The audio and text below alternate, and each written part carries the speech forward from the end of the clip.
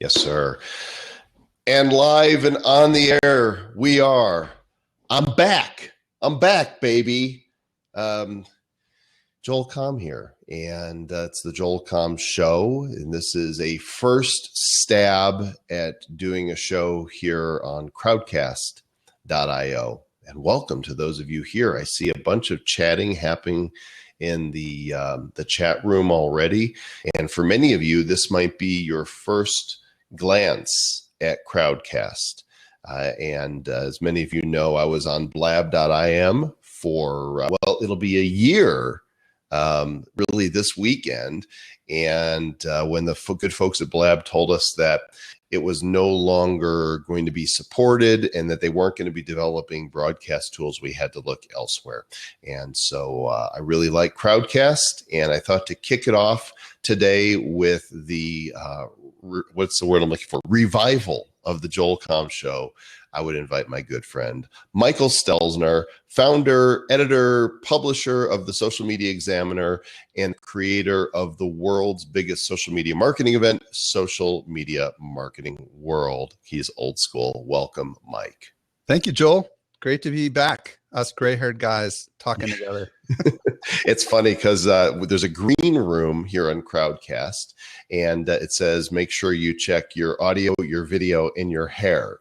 And so we did a quick hair check. And we're both representing the brand today. Yeah, I know. I should have some stock in this company. Yeah, I know. Me too. I love Life is Good. It's just such a happy brand. Speaking of brands, I don't know if you saw this, but on my Facebook page yesterday, I posted my Do Good Stuff registered trademark finally came through. Oh, congratulations. Yeah. So I am a Circle R now under the lifestyle brand of Do Good Stuff, and nobody else could use it. And so I put the t-shirts out there again, and people are buying them. Excellent. So I'm glad you're here. I know that you're short on time. I appreciate you sandwiching this in for this hour today.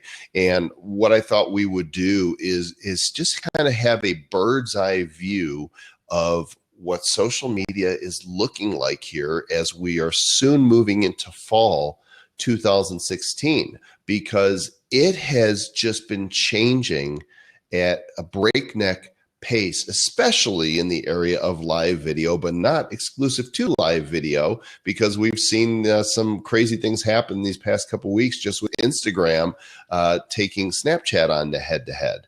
And as you are really one of the greatest voices in social media on the web today, I kind of want to get your thoughts and in general about the state of the union in social media. And then we could talk some specifics, and we've got people that are putting in questions. And feel free, those of you who are watching, you'll see down below, you can ask a question, and we'll try to get as many of those as possible.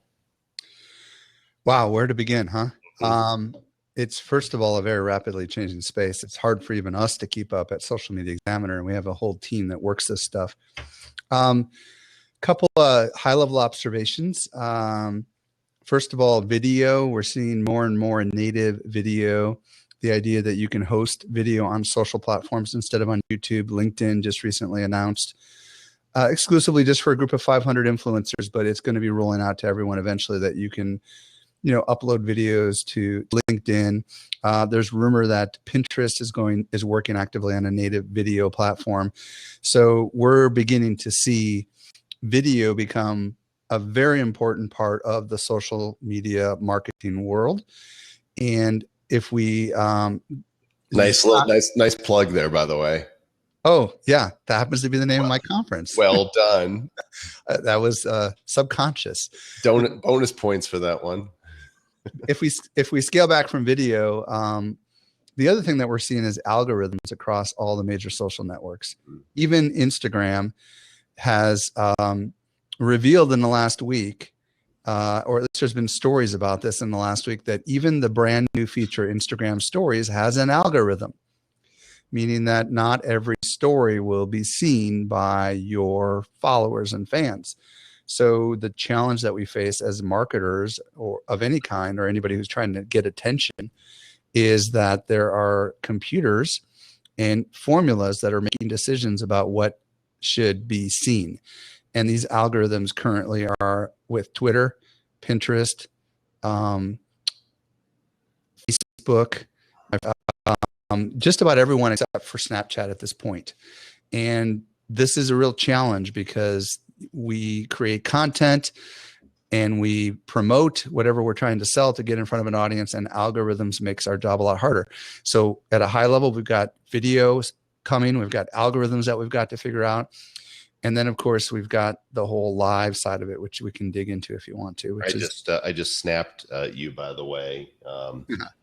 It really is interesting. And I'm wondering if Snapchat is also implementing some sort of algorithm, because I've seen some changes in my views. I took a little time off of Snapchat, not completely off, but creating stories is a lot of work. Takes a lot of focus and concentration. I love Snapchat. And so I started doing just more experiential snaps, here, where I am, what I'm doing, who I'm with, and people like that as well. But the less creative I am, the fewer views that I get, because there's such a glut now. So many people are on Snapchat. Yeah, and it's a big challenge. And so many people of our age are actually moving from Snapchat back to Instagram because of stories.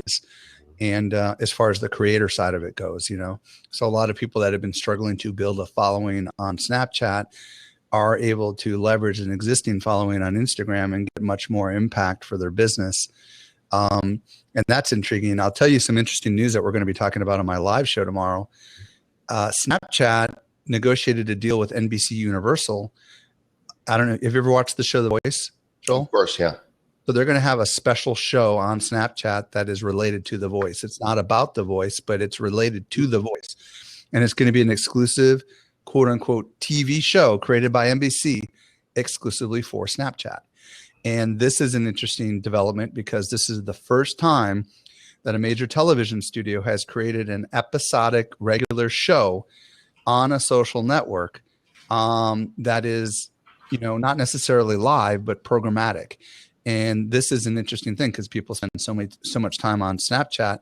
So they're actually producing television shows, if you will, on Snapchat. And that's a really big development that just broke in the last couple of days here. Which bodes well for Snapchat because, as soon as a competitor comes along, especially somebody as powerful as Facebook, people are immediately like, oh, that's going to do it for Snapchat. They're done.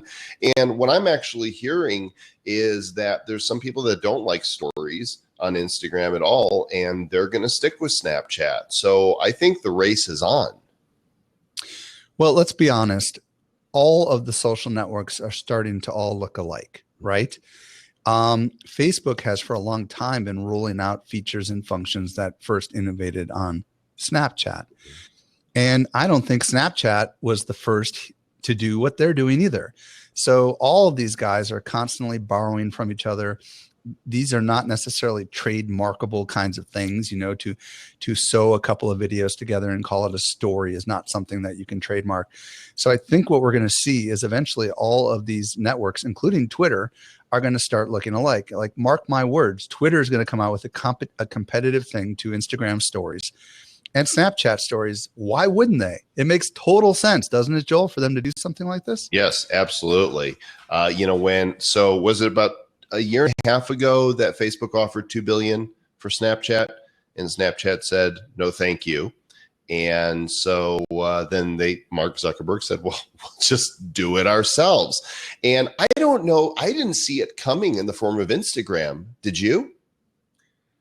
I didn't, but it doesn't surprise me because the millennial, the apps that millennials use are Instagram and Snapchat. Those are the big ones that they focus on that are well established apps. So it makes sense that they would use that particular app with the hope to maybe give the, whatever they call them, grammars, a little bit of a reason maybe to use Instagram more and Snapchat a little bit less.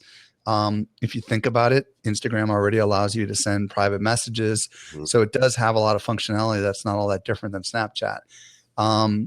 And both of them are closed ecosystems, right? And what I mean by that is they don't allow you to link to external sites. It all takes place within their own little ecosystem. So they are kind of similar in that regard. So it'll be interesting to see maybe if Instagram comes out with, its own discovery kind of channel where there's exclusive content on there, not all on like what Twitter's been trying to do with their Twitter moments. Right. I just, for those of you watching, I just added a poll. If you'll click on polls below, you'll see there's a poll. Which do you like better? Snapchat, Instagram stories, not partial to either, or I don't use either. Go ahead and let's vote on that poll and let's see what people here in the room say. I really love this feature of Crowdcast. You see this happening, Mike, right before your eyes as people are voting. Cool. Yeah, it's so what we see here is we don't have so far a lot of people that use either or care. The 50% of you so far not partial to either, but keep voting. We'll let that go for a moment. I have tried Instagram stories and I like it. And what I like the most is I do a lot of following back on Snapchat, but not on Instagram. On Instagram, I'm just following people I know. So I'm seeing the stories of the people I'm more connected with on Instagram as opposed to Snapchat. The big advantage to Instagram really is that most people have been at Instagram a lot longer than they have Snapchat that are quote unquote marketers, right? Because it's been a platform that marketers have been using in many cases for at least 2 or 3 or 5 years. So many people have built followings on Instagram that far surpass the followings that they have on Snapchat. The real question is whether those people are still following you or paying attention to you or not, because Instagram has its own algorithm too. So the one advantage, of course, to Snapchat is there is no algorithm, at least today.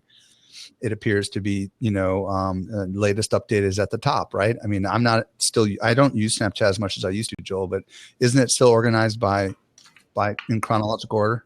Who is updated most recently is going to show first. Yes, at least that's what I think it is. So, that's an advantage to Snapchat because somebody who is voracious with content can be seen a lot, where on Instagram, that is no longer going to work. I think you mentioned something earlier, which I want to just zoom in on a little bit here. There's a lot more people using all of these social networks now. And in the beginning, when you're an early adopter to any particular platform, you have an early advantage because there's not a lot of people talking about what you talk about, Joel. And as more and more people come to the table, just like anything else, same thing happens in podcasting. Better podcasts come out, more higher produced podcasts come out, and the limited attention span of the audience you're trying to reach gets divided up. And eventually they might find someone who is either more entertaining or more informative than you.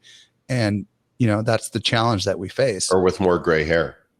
Yeah, exactly. Some people, you feel like you have hair. Yeah, no, it's there. There's plenty of it there. So as we talk about live video and these services that we see perhaps getting into the space, I still believe Snapchat's going to go there. I see no reason. They have live video chat, so we can go on Snapchat and you and I can use it like FaceTime or Skype now. So they have the infrastructure to deliver that. I think it's coming, and I think it's going to happen before the end of the year. What do you think? I don't think so. Okay. The reason I don't think so is because I think it fundamentally flies in the face of the way Snapchat works. So right now, Snapchat is a private network, meaning you don't really have an easy way of building a followership. Okay. And I think if someone is going to invest in a live quote unquote show on Snapchat, I think they're going to have to change the way Snapchat works. And I will tell you, I think Snapchat is going to publicly eventually compete with Instagram and reveal the follower counts. And I think they're eventually going to allow discoverability, which are two important things. When they do that, then maybe the live video component will come in place. But the challenge we have here is, first of all, what's the consumption habit on, on Instagram? It's 30-second videos, right? So it made sense to have stories, which were a little bit longer than that. On Snapchat, it's 10 seconds. But, they've recently got this memories thing, which allows you to upload a 60-second video and it splices it automatically into 10. Live video is longer form video. And I just don't know whether people have unless Snapchat comes out with a separate app. If they come out with a separate app, right? Like Facebook has a bazillion different apps, just focused on live. That would be intriguing. Well, like Musical.ly did, right? Musical.ly's got a huge audience, mostly of teenagers that are using it, and they came out with Live.ly, which is an app that they're sending their people to. So Musical.ly, you can't do more than 12 seconds. It's kind of like a Snap, and now they've got a live component. So but it's only 12 seconds on Musical.ly, yeah, because when you're live. Musical.ly, there's a licensing thing with ASCAP because they're using music from performing artists, and 12 seconds is right in the fair use range where they don't have to pay for use of those sound clips. But Lively, you just go live. So I still think it's coming, and I'm going to bet you a glass of red wine on this one. Here's what I think. I think that a live app is coming for the millennials, but it might not come from Snapchat. When I was at VidCon in Anaheim and I was surrounded by tens of thousands of 16-year-olds, and I was watching these apps I've never heard of that came out of China, which were like competitors to Periscope. I was watching mostly the singers and the entertainers using these apps, and all these people basically getting coins and monetizing this. I definitely think there's going to be some app that's going to break out for the millennials and the young teenagers and stuff. And I think that it could be Snapchat that comes out with that app, but I'm willing to bet it will be a separate app. And I'm willing to bet that they'll use their audience on Snapchat to drive them to some other place where all that will happen. So you could be right. Could be right. I know that, and there might be another app. I'm not counting that they would launch something separate. I'm just saying that that Snapchat is going to get into the live video space. It's too big, and it's one thing to watch somebody's story that you capture them for a minute or two. It's another thing to capture that eyeball for 10 minutes, 20 minutes, an hour. And that's ultimately what these social sites are competing for, is how much consumption can they get out of people. I will tell you, Joel, when I was at VidCon, I spoke to at least 2 or 3 Chinese-based companies that had literally launched their company only a month ago. And they had such sophisticated live apps that were like Periscope on steroids that I was blown away at how fast these guys were able to throw these apps together. So I think we're going to see huge movement at the younger side of the marketplace, where it's a solo individual broadcasting long extended times to audiences on these platforms that are platforms we've never heard of before. As long as we're talking Instagram and Snapchat, the question that has the most upvotes below is, will Instagram steal market share or prevent growth for Snapchat with their new stories feature? What do you think? Is this how much of a ding? No. Yes and no. Okay. I know that there are people that are on Snapchat that are the older people that are saying, thank goodness I'm leaving Snapchat now. And I already know that there are people that have this is how it works, Joel. You go to something, and if it's all of a sudden such a bigger response than anything you've ever had before, that's the justification. Like, for example, that with Periscope recently, you've had a really big response, maybe even bigger than when you have with Facebook Live. So you're drawn back into it. So people tend to go where they seem to get a better response. Right now, a lot of people that are not millennials are getting a much better response. And that response means, viewers of their stories. They're getting a lot better response on Instagram than they are on Snapchat. And for that reason, they're doubling down on Instagram and they're stopping Snapchat. I've heard this from at least a dozen people that they've abandoned their Snapchat because there's now Instagram stories. They might come back and change their mind as algorithm thing kicks in. So that is stealing share from the older demographic, getting them off of Snapchat more onto Instagram. But to your other part of your question, this will do nothing to stymie the growth of Snapchat, because Snapchat is continuously innovating. And, they just announced a deal last week with the NFL where they are going to, an exclusive deal with the NFL where they're going to do some sort of a live show every time there's an NFL game going on for all the football teams in the NFL. So they're working aggressively to build media partnerships. I just mentioned the NBC Universal thing earlier today. So Snapchat is making bets into the entertainment space, which will keep a lot of these millennials on Snapchat. but Instagram is not doing any of that I'm aware of. Yeah. And also realize that there are a lot of kids that are, younger people that were on Snapchat and they're like, oh gosh, our parents are starting to use it now. So Instagram stories comes out and some of the parents are jumping ship and the kids are like, bye, see ya. Don't let the door hit you on your way out. Right? Sure. I think I still prefer Snapchat at the moment because there's just more functionality. There's more things I could do with it as a creator that I can't do with Instagram yet. But I sure would love to see discoverability become a thing. I was just texting with Hunter Harrison at Ghost Codes a couple days ago because they've done some really cool updates in their discoverability. And a lot of people are finding people on Snapchat thanks to apps like Ghost Codes. I'm thinking if I'm Snapchat, go throw a few million at Ghost Codes and incorporate that whole discovery into, their operation, and let's just get on with the show. Or they can just build something better. I'm sure they have enormous amounts of money now that they're working out all these media sponsorships. It's intriguing. I'm hopeful that Snapchat will make discoverability and follower count public. I think if they do that, then I think they're going to grow much faster. I do too. And we'll see what happens. And speaking of public, are they going to go public before the year is out? No way. You don't think so? No, because it's far too. Normally, if a company announces it's going to go public, they need at least 90 days to get investors and all that fun stuff. And since I was part of the IPO for Twitter and Facebook, it's a long process, to actually get to be part of the public offering before the public gets it. And they have to announce that and investors and all that kind of stuff. So let's talk about Twitter then. Twitter stock has just gone down, down, down. The feel good is that if you still own Facebook, you've made a lot of money. If you didn't sell your Twitter stock at the beginning, then you've lost a lot on paper. And Twitter is having a real hard time turning a profit and getting positive. What do they need to do to turn the ship around? It's a wonderful question. I think they need to be purchased. I wouldn't be surprised if Verizon comes along and buys them. And I know many of you are like, Verizon? Why would Verizon do that? Well, they just bought Yahoo.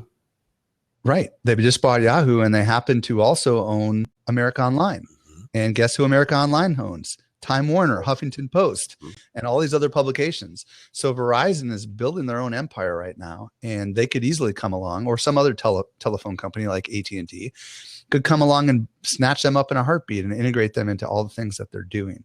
Or some big data company, like a database company could buy them up, like SAP or Microsoft. Microsoft, let's not forget, is purchasing LinkedIn. So we're beginning to see these kinds of acquisitions happening. I predict that the valuation is so low that there may be a major acquisition that happens in the next 6 months here for Twitter. And, what about Apple? Wouldn't it be cool if Apple bought them? Just imagine if they integrated that into so many, and if they brought that to the table, I think just imagine what could happen. I would trust Apple with it way more than I trust Microsoft with it. The only way Microsoft wins is because we've got such a heavily installed base of PCs and they're forcing people to upgrade to the latest operating systems by the things that you won't be able to do if you don't have Windows 10. Well, don't forget they also own Xbox, which is something everybody seems to forget about, which is a pretty significant, part of their business. Yep, that is true. So let's take a look here at some of the other questions. We'll answer this one really quickly.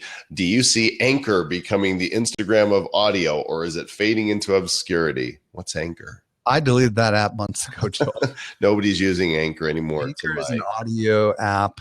Basically, it's like Twitter for audio. And I thought it was really cool, but it was a quick fad.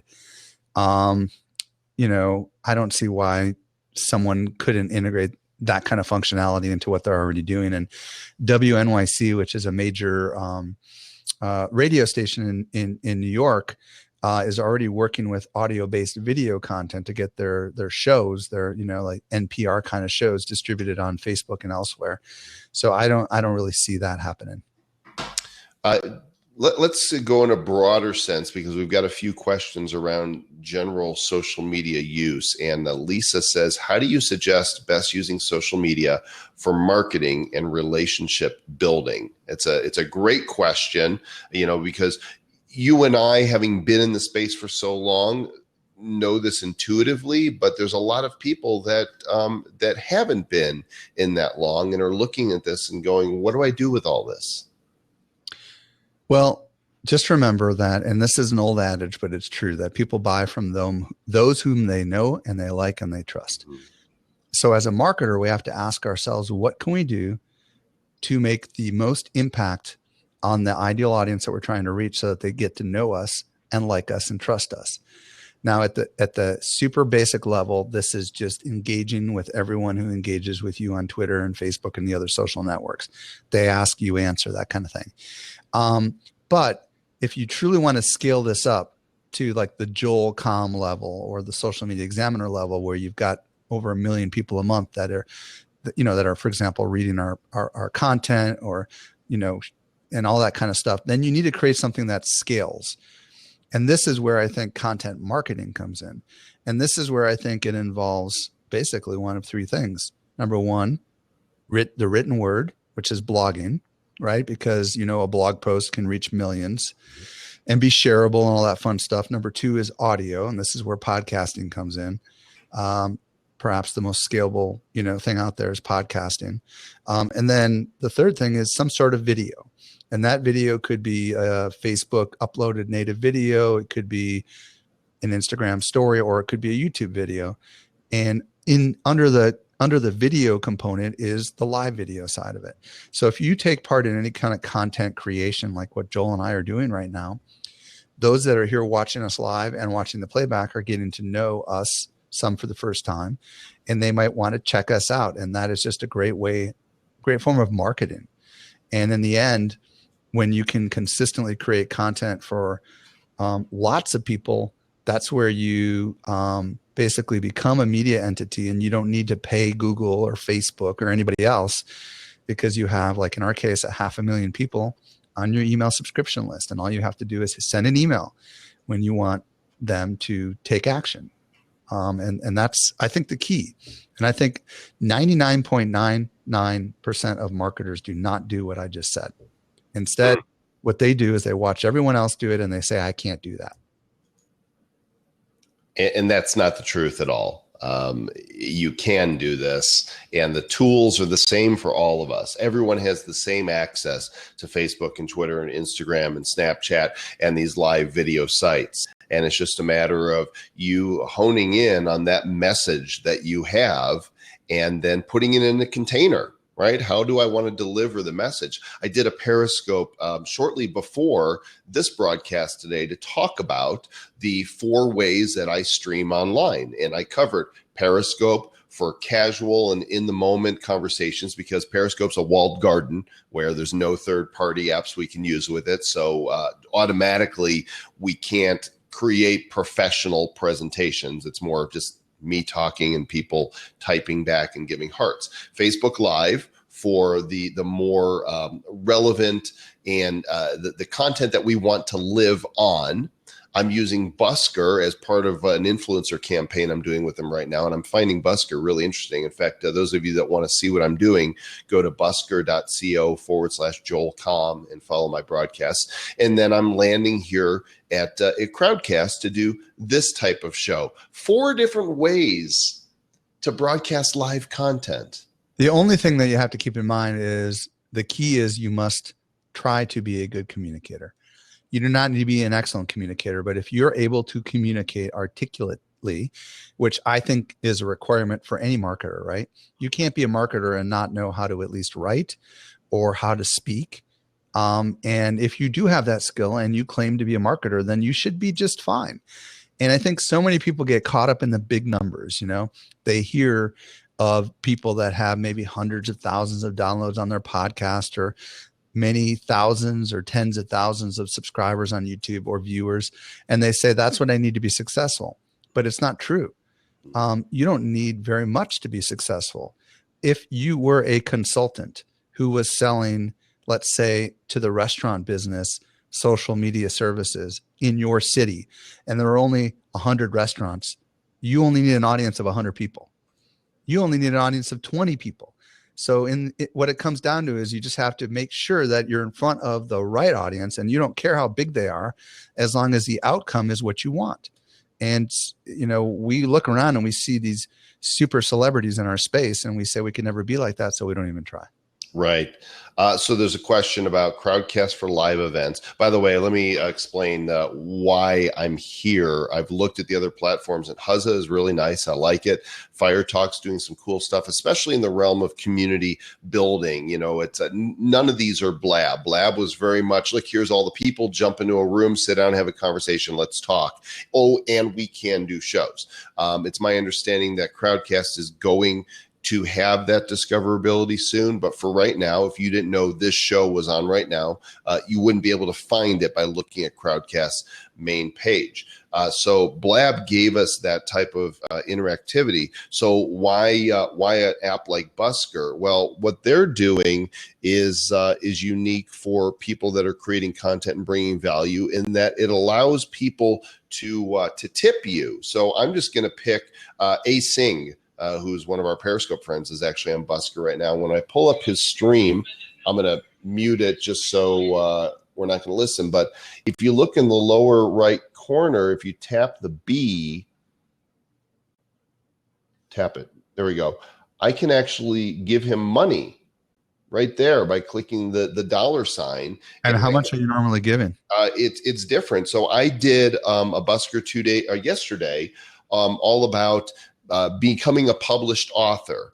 I spoke for 30 minutes, and I'm not doing it to get people to give me money. I create the content because I create the content. But people gave me $24 because they enjoyed the content. $1 here, $5 there, another buck there. It's like this tipping. So if you are a performer, then if you're doing music or singing or juggling or comedy or whatever, then people could tip you as though you're a street performer, right? And you got your tip jar out on the street. And for me, I wasn't doing any of that. I was just sharing the content that I shared, and people found that valuable and threw some, change into my tip jar. I think that's kind of fun. And so that's why. Yeah, another one of these that I saw at VidCon is called Live Star, which is exactly like what you're talking about. And this is one of these Chinese ones that popped up out of nowhere. Oh, cool.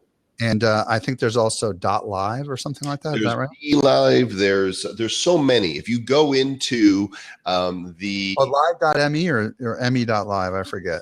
Go to the App Store and just look up live video, and you will see all of these apps. Mike, we made reference to Blab a couple times. I'm actually going to try doing something on here that I haven't done yet, and that is to do a screen share. And I think what it does is it might bounce you from the actual picture. It might not. I see me. I don't know if anybody else sees. Well, whether they do or not, we can hear you, and you can see right here. There's Blab, and when you can see I'm the most followed person on Blab, but I'm not doing shows anymore. When we roll over, look at that. Tomorrow will be 1 year on Blab. And so I might have to go over there just to celebrate that. Yeah, and I'm just like 4 days after you, right? Well, shortly after I got on, I contacted you. I said, Mike, you got to try this out. And you came over to Blab, and there you are. And you're at 359 days on Blab. And you started doing your morning social media marketing talk from the Social Media Examiner on Friday mornings at 8 Pacific, 11 Eastern. And I've been fortunate to be a guest on your show many times. And I just want to let people know where they can find that. You're over at huzza.io. And of course, actually, you just go to socialmediaexaminer.com/live. There you go. That's the shortcut. That'll get them to a place where they can discover more about it. But that's where it is. And of course, Mike covers the trend, what's happening in social media that very week. And it's a lot of fun to do that. And I kind of like the way the screen share. I'm curious, for those of you watching, when I do the screen share, do you see our faces still, or does the screen share? Yeah, they said they see all three of us. You do? Okay.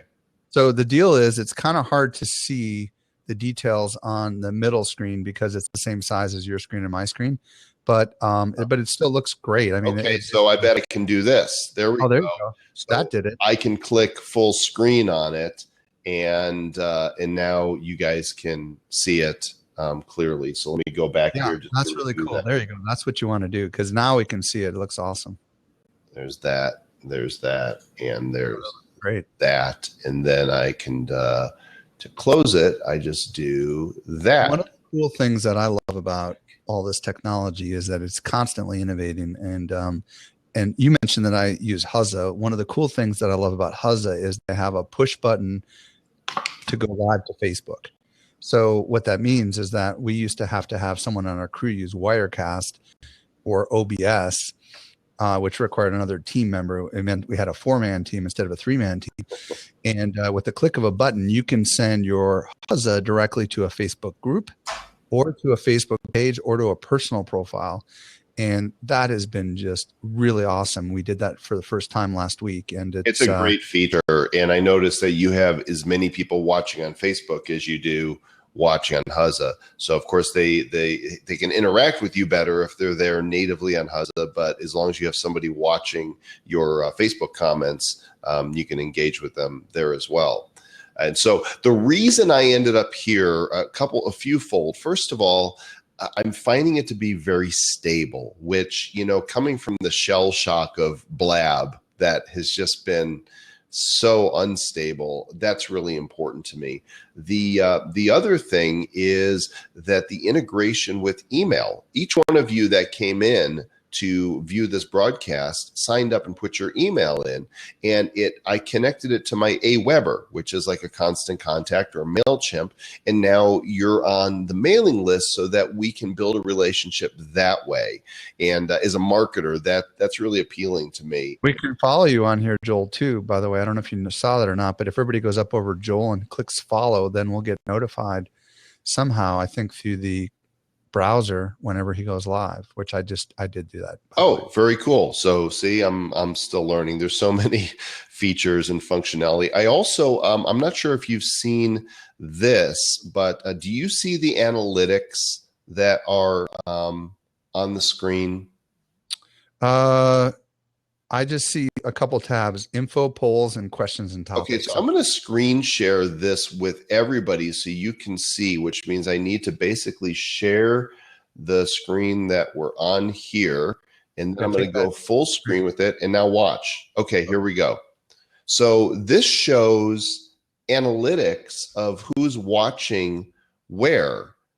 So we got 3 people from Australia right now. Who's from? Well, Chocolate Johnny is the one in Sydney. Oh, it actually tells you who. How well, cool no, I thought I saw him come on. I could be wrong. And this is interesting. I can see when people registered for the event, can see how people joined. So I sent out an email to my list, and 60% of the people joined by email. And we can see how leads converted. And then there you are. You're the most followed tweeter that's here. So it just pulls in my Twitter count, I guess. Yeah, there's your follower count. And then active users. Jones, who found me on Busker, according to the comments here, has made 20 comments in the side. And then those users with most popular questions. So this is kind of interesting. The analytic data that is given to the broadcasters. I like that. That's really cool. Yeah, it's a nice little feature. So let's see. Now, they do not publicly show you how many people are live. It looks like. Is that correct? Because I'm not seeing that anywhere. Is it like a lot of these other platforms will show you the number of live viewers? Oh, but I'm not noticing that. I just see 108. But I'm guessing somebody else says he has 40 live viewers now. Yeah, there's 41. You see that, but we do not see that, just so you know. Okay, let me show you what I see again here, because I know that now that you've had a glimpse at this, let's give you the rest of the story. So right here, the numbers 41 and 108. When I click on those, it shows me who's live right now. So here's the 41 people. Can you make that go full screen or no? Oh, hang on. Yes, I can. There we go. Okay, so there's the 41 that are live right now. What does that green box underneath each one of them say? So that says invite on screen. In fact, let's do that. Cy, one of the principals at Crowdcast, let's go ahead and Oh, okay, that's cool. So they have to be invited, similar yes, to yeah. You can't just take a others. seat. Can't just take a seat. So and then I can see How here many you can have at once. 52 have attended, and then here's all the people that registered. And if I want to, I could export their names and their emails. And there's my info tab. Hey, Cy, how's it going? Hey, it's going well. How are you guys doing? Good. We have Excellent. video from you or not? Oh, actually, you know what? Let me switch over this Manycam thing back to my normal. 1 second. Manycam. Well, say hi to Mike Stelzner. All right, there it is. Hey, can you guys nice see me all right? Yeah. Awesome. Great to meet you too. Awesome. What was your name? Cy. Oh, Cy. Cool. Yeah. Awesome. Nice to meet you. So is this is your solution? You're part of the crew that built this product? That's right. We're getting a lot of great comments in the chat. Yeah, I'm one of the founders of Crowdcast. Awesome. And so you've been at this for a couple of years, right? Yeah, I mean, we've gone through a long journey. Before the technology that you guys are seeing right now, we were on Google Hangouts and just like building off of other sort of live streams. So it's come a long way, and we've gone through a lot of pain of just like learning all the different ways of things going wrong to continue building it into more of a stable platform. So when did you switch to like the WebRTC, if I'm getting that right? This was about maybe 10 months ago, maybe a little bit longer than that. Okay, yeah. Cool. So I think it's really cool. How many people can we get on here live? Is there a limit, or what's the deal? I mean, I don't want to put, I'm just curious. Yeah. Basically, it's like there's a stage, and we're up on stage right now, and everybody's in the audience. On stage, you can have up to 4 screens. But in the audience, you can have up to 500-ish. Wow. And so you can think of it that way. At any point, you can just pull someone up from the audience, up on screen, or kick them off, or anything like that. Oh, hey, look, we just pulled up Jason. Yeah, so I thought let's go ahead and push it here and check. That moves it into a grid of 4 by 2. Yeah, it's a Brady Bunch now. How's it going, Jason? Good to see you. You had the most popular question, so I thought we would go ahead and take you up on that to pull you in here. Do you have any questions for Mike? Do I have questions for Mike? I have more questions for you guys. Yeah, my biggest thing with social media is that it's not really very social. You know, it doesn't tend to be a real platform for communicating and connecting with people. What was interesting about Blab is I actually made friends that I then saw at conferences, and we were like getting drinks together, which was just awesome. And we felt like we knew each other. And that had never happened to me with Facebook or Instagram or Twitter or anything like that. And so, and I know Crowdcast started, I've been using Crowdcast for a little while now. I know they started kind of as a webinar platform, but I think it's starting to evolve towards being more almost a social platform. Is that kind of the intent, Cy? Yeah, the idea is to kill the word webinar, really. That's like the first goal, and replace that with Crowdcast or something more interactive, right? But yeah, I totally agree with what Jason's saying. I think in the typical social media world, it's very top down. You got the people with a lot of following, just broadcasting, but everybody else is mostly a consumer. And so it's cool to kind of turn that on its head and allow people to sort of, just actually meet each other, even though they might not have the biggest followings. And that's one of the cool things about Blab, I think, is that enabled that. Yeah, I thought Blab was was the true manifestation of social, because it was the closest you could get to face-to-face interaction in a public kind of capacity. But to your point, Jason, even on Blab, most people are actually not physically on the screen. They're really just interacting in a window that's not all that different than AOL was way back in the day, where we had little groups and we were interacting with each other. So technically, I think social is social. It just depends how you look at it, because every social network allows you to do public and private interactions for the most part.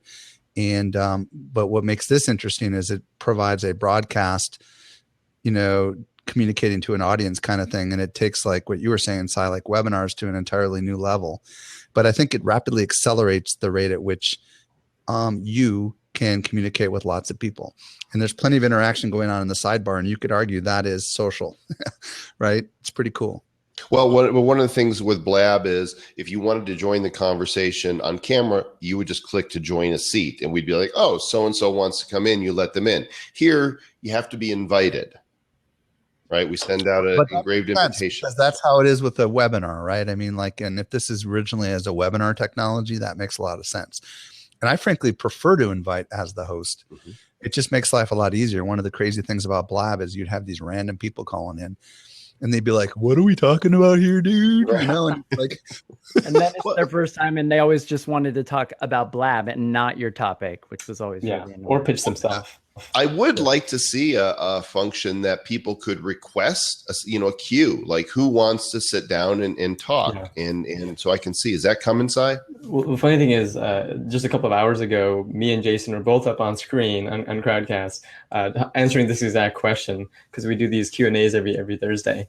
But yeah, essentially, that is actually like pretty far up on the roadmap of allowing people to call in, which you'd see like a list of people who are interested in coming up on screen. You can kind of pick and choose which of those people you want to actually invite up. So that is actually it going to have an element of why you want to join? So when they click, to be able to say, here's, pre-qualify, have a few 20, 30 characters. Joe wants a self call screener. He is really what he wants. Yeah, I right? want to know why you want to come in. So that way it does kind of help to screen people a little bit. That's a great idea, because a lot of folks have asked, can we have a separate green room that you have like your assistant kind of filter people in and interview them and be like, all right, okay, you're cool, go up on screen. But when you're just doing it yourself, that's hard to do. So having some sort of qualifying statement could help. I think a part of that is also just showing you maybe a GIF of their image, like, so it's just not like a dick pic or something like that coming up on screen. So it's like there's a couple of things we can do to make sure that they're somewhat qualified given the nature of the format. Mike, you said you had questions. Fire away. Well, I've got some feedback. I think it'd be really cool if there was a way for people to highlight questions. With Blab, it used to be /Q. With Huzza, which is what I'm currently using, they have a Q&A column. Something along those lines would be helpful for someone who's doing this, and they can kind of look at the questions. And of course, it's our job to train people to do that. The other thing that I think is the killer feature, if you could figure out how to do this, is integrating with the Facebook API, because I think that a lot of people really want to simulcast on Facebook. And if you could figure out how to do that, right now Huzza's in beta on that, and we just love that, because that's we've always done that, but we've had to use Wirecast. Those are features that I think are really cool. But I will tell you, I'm very impressed with your technology. I love the data and the analytics and all that kind of fun stuff. So far, I'm pretty impressed. Yeah, thank you. Essentially, you can think of us as like a little bit more business focused. People are more serious about this stuff. That's where you get the analytics. You can plug Crowdcast into 500 different applications and all that stuff. But to answer your first question, you can actually do that right now. So when Joel was answering Jason's question, it highlighted it underneath the video. It also timestamped it. So as soon as the event is over, anyone who shows up late, they don't actually have to watch the hour-long talk. They can just there is a question. You're right. I didn't realize it was. So I just highlighted one. Now I don't see that question show up on the screen as a broadcaster, but you guys are seeing it. It's just right now, all it does is like an outline, so you know which one you're on. Later on, we're actually going to bring that up on screen, and we're going to have that be part of the replay and all that stuff. But the main thing is that is the timestamping. So let's say like you answered Jason's question, and a day later, someone wants to share that one question. There's a direct link to your answer that people can actually share. And so what happens is the audience starts becoming your marketing department. So you really have the incentive to make an awesome event, answer great questions, because then your audience is actually going to be marketing those individual questions for you. Yeah, it looks like you have the questions and topics. It's just kind of below. I'm on a pretty big monitor, but I have to scroll down to see it, and maybe that's the issue. The cool thing is, if you scroll down, the video stays top right, like a new video appears. I thought that was really slick, actually. I like that a lot. And about the show notes, about the timestamps, I've used that so you can go back retroactively and set the timestamps on each of those topics. And I've done that, and they're in timestamp order. And then I just copied and pasted it into a text editor, and I had my show notes from interviews that I had done, which was pretty cool. Now, right now, I see there's a share button. It's underneath the four of us, and that pops some options for Twitter, Facebook, and Google+. Are you going to be pre-populating that at all with images, screen captures, the topic of the show? Because right now, when you go to tweet, it just pulls up the link. Yeah, I mean, right now you can possibly pre-fill that in many different ways. The main thing is there's usually one image associated with your show.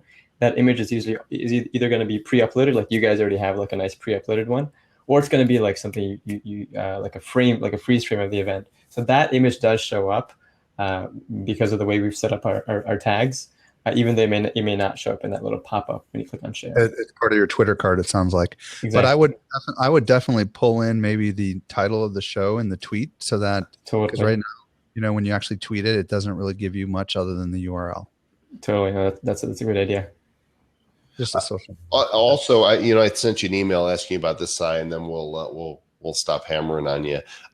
When people come to the landing page for the show, it doesn't actually show the image that we have slaved over to put up. Is that going to change? That is going to change very soon.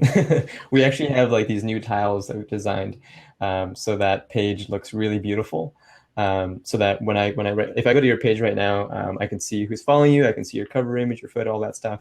But I also want to see a really beautiful layout of your upcoming shows, your past shows, the shows that's currently live, so that's a really quick thing that we're going to do with these new tiles that's coming, and you'll see that across the board.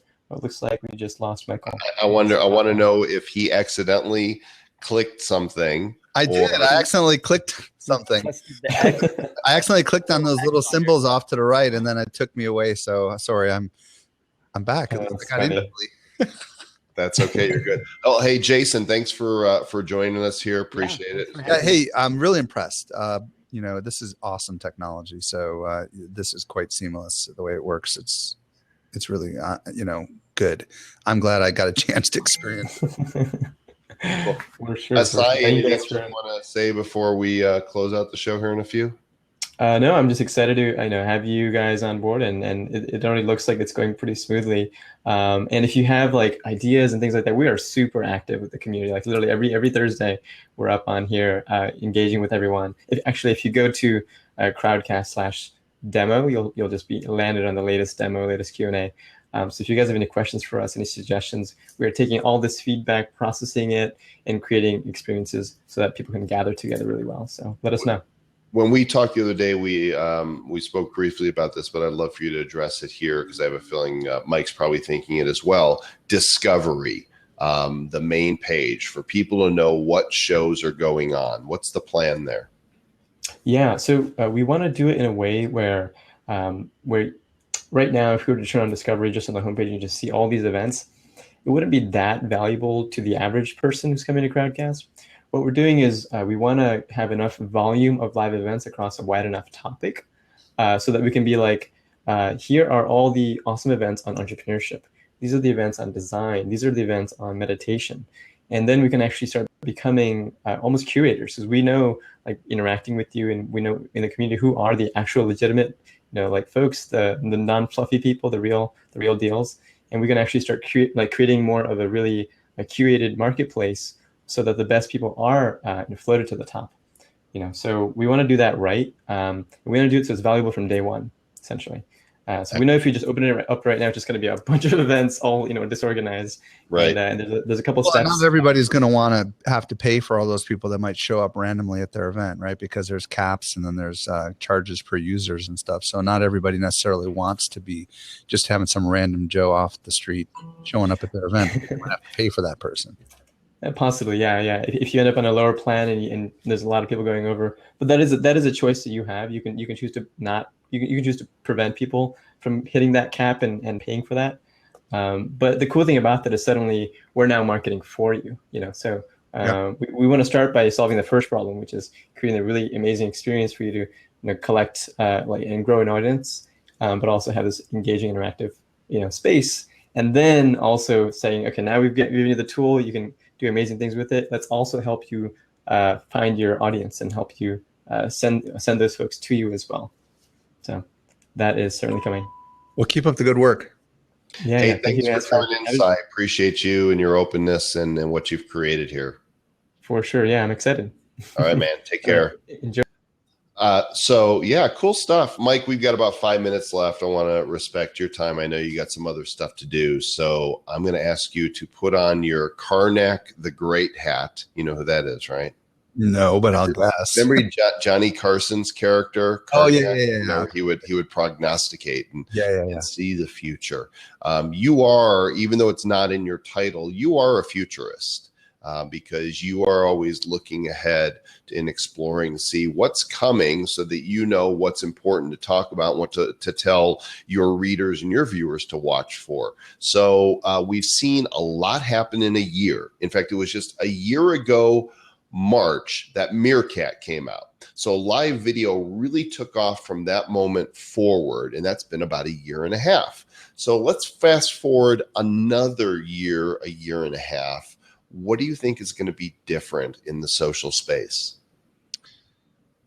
Facebook organic reach will be dead. And what I mean by that is people will no longer be publishing content on Facebook that are pages. Instead, it will all be paid advertising. And that's an interesting conversation for another day as to why, but I see the writing on the wall there. I think that Twitter for sure will have been acquired by someone or will go bankrupt. And I also think that we're going to see the large media entities taking over live video in a pretty significant way and getting preferential treatment from the social networks. And the smaller guys are going to struggle to actually get the audience that they need because the bigger guys have the money and are willing to pay for it. So build your audience now, right? That's the thing is you want to stake your claim and plant that flag. Everything I said, I've been watching and I see exactly what's happening. And if it's not in a year, it's coming. So I think, yes, the key here is to build your audience on the platforms where it makes the most amount of sense. Figure out how to monetize this and start saving some money because you will ultimately need to pay just like every other, just like it was before social media. Everyone will have to pay and it will become a normal part of the way that we market. And the days of free are coming to an end. And we'll look back at those, right? Well, the good old days. Remember when you could get and set up your Facebook page for free? Yeah. I mean, right now, the only one that I think is going to be free for a long, long time is podcasting. And the reason I say that is because Apple has done absolutely nothing but supported the podcasting community and has no desire, from what I can tell, to get into the ad distribution marketplace. It's just not their thing. They're the opposite of Google. So I think podcasting still might be a place where it's virgin ground and we have many, many years to go. So those are just some of my first reactions. Michael Stelzner, Social Media Examiner, Social Media Marketing World, his show, the Morning Social Media Marketing Talk Show, every Friday at 11 Eastern, 8 o'clock Pacific on the leftish coast. And you'll find him at socialmediaexaminer.com/live. And you'll come join us tomorrow and see how we do the live show. You can watch us on Facebook or on Huzza. Yeah, you'll find me occasionally. Make sure you follow Mike too. If you'll scroll over the names at the bottom here of myself and Mike, you'll see that a little pop-up comes up, and that's where you can follow somebody here and there. I just see your follower count jumping even as I'm saying that. Over the video, it looks like that's how you do it, right? You just roll, so scroll over my name and right at the bottom of my picture, and you'll see my bio pop up. And then how many people are following me, how many I'm following, and you can follow right there. And I'm going to be doing more shows here. Yeah, your initial impressions as we close out here of the Crowdcast experience. It's good. It's really good. I think that Blab just shot themselves in the foot because I think the Crowdcast and the Huzzas and all the others of the world are coming in and taking market share and, rightfully charging for this technology. And I think they should. And I think that this is awesome. And I think this is a very viable platform that anybody that wants to start a show, if they can afford it, I think it's cool. And, I wish it was a little less expensive, but I do think that the technology is pretty dang cool. So I'm very impressed. Well, and this isn't formal yet, and Cy might wince when I say this, but I am talking to them about getting a coupon code for those to get some sort of entry discount. So did he wince? Just a little? No, he didn't. Good. So we'll keep you posted on that. And so this has been Joel Comm, and thanks for watching. Thank you, Mike Stelzner. I appreciate you. You are the man. Make sure you check out Mike's show tomorrow. It's a quality program that they put together every week, featuring the latest news from the social media marketing world as it is. And let me just tease. Tomorrow we're going to be talking about my 1 year experience of doing a live show. And we're also going to be talking about like 10 or 15 other news items that broke this week in the world of social media. So if you want to hear a little bit more about how, we actually put on our show, we're going to talk about that a little bit tomorrow. And it doesn't matter whether you're here or any other platform. So sorry, I had to just get that in there, Joel. Yeah, let's go ahead and put the link in here, socialmediaexaminer.com/live. There you go. 8 a.m. Pacific, 11 a.m. Eastern. If you forget, just go to Facebook and look for Social Media Examiner, and you'll find us simulcast on Facebook. Sounds great. Hey, everybody, thanks for watching. I will catch you on the next episode with a special guest that I don't know who it's going to be yet. It'll be somebody, and I'll be back. Until then, do good stuff. We'll see you.